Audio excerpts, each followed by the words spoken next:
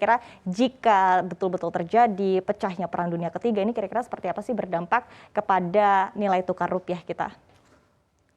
Secara langsung ya, kemungkinan ketika Perang Dunia pecah, rupiah bisa beresiko melemah. Karena salah satu akibatnya gara-gara inflasi semakin tinggi.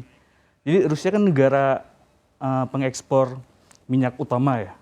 Nah ketika ekspornya ketahan atau produksinya berkurang, menyebabkan kelangkaan di negara Eropa atau Amerika gitu, Eropa lah. Ketika Eropa dan Amerika itu kelangkaan minyak, akhirnya menyebabkan inflasi. Nah ketika inflasi mereka itu tinggi, mereka bakal menaikkan suku bunga lebih tinggi dari sebelumnya. Nah kenaikan suku bunga di negara-negara itu, ketika mereka menaikkan, kemungkinan besar itu rupiah lemah kalau memang kita nggak ikut menaikkan suku bunga.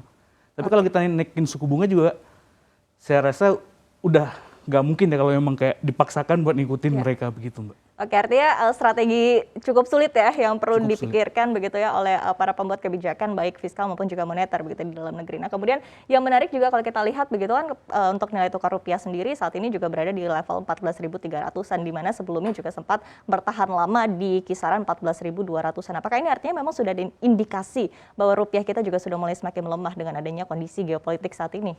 Sebenarnya indikasi yang saat ini terjadi lebih ke arah yang isu dari The Fed ya, menaikkan suku bunga gitu.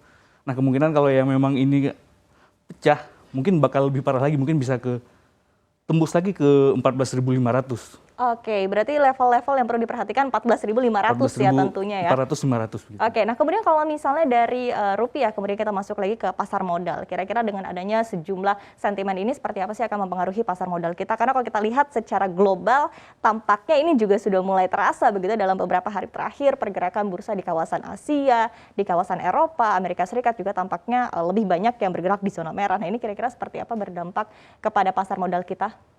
Sebenarnya dampak pasar modal kita itu nggak terlalu berdampak langsung dari perangnya gitu.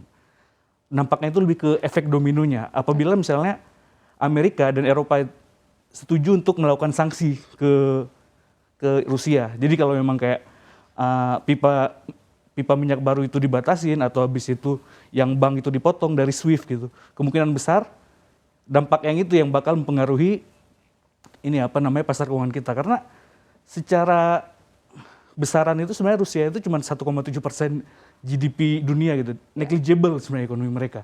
Tapi lebih parahnya itu dampak yang mereka berikan ke ekonomi Eropa, apalagi kayak seperti Jerman yang sangat membutuhkan Rusia begitu, Mbak. Jadi bisa kita katakan justru Eropa begitu yang perlu menjadi perhatian kita semua begitu ya. Nah ini menarik ya karena kalau kita lihat dari capital outflow sendiri ini kira-kira seperti apa sih dampaknya? Apakah memang akan ada potensi untuk capital outflow ke depannya begitu di pasar keuangan kita? Karena kalau kita lihat dalam beberapa hari terakhir tampaknya aksi net buy juga masih terjadi begitu. Nah ini kira-kira seperti apa? Ya dari awal tahun sebenarnya asing selalu net buy di Indonesia. Jadi sampai sekarang tuh sekitar 15 atau 16 triliun ya.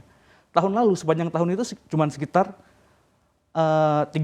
Jadi sampai Februari ini sebenarnya udah 40% daripada net buy tahun lalu gitu.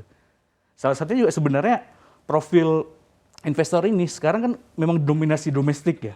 Jadi profil yang asing tuh udah mulai turun banget. Jadi ketika memang ada terjadi capital outflow, si investor domestik ini masih jadi penopang utama sebenarnya.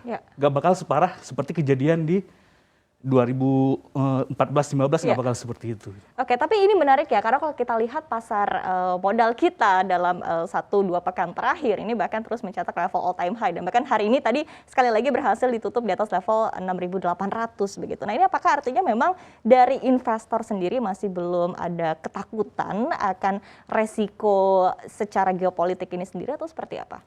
Sebenarnya ketakutan dari investor lebih ke arah ini ya, lebih ke isu domestik sebenarnya, lebih ke PPKM, apakah bakal dilakukan PPKM level 4, lebih ke suku bunga gitu. Sebenarnya yang untuk perang ini sendiri, seperti saya bilang tadi, sebenarnya nggak yang secara langsung mempengaruhi investor domestik gitu. Jadi mereka nggak yang terlalu ketakutan sebenarnya, Mbak.